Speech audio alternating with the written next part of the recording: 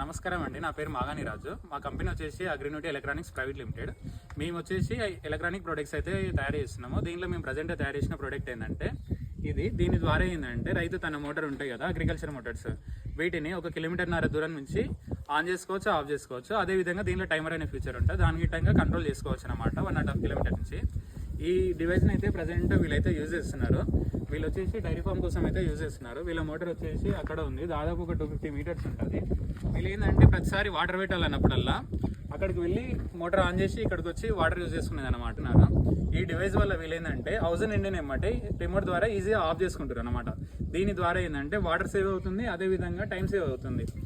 ఇంకా ఏమంటారు, ఈ వాటర్ ఆపిన తర్వాత బఫెల్ వస్తున్నాయి, మళ్ళీ రిమోట్ ద్వారా ఈజీగా ఆన్ చేసుకుంటున్నారు. ఆన్ చేసుకోవడం వల్ల బఫెల్స్ మళ్ళీ ఈజీగా వాటర్ అయితే వస్తున్నాయని వీళ్ళు చెప్తున్నారు.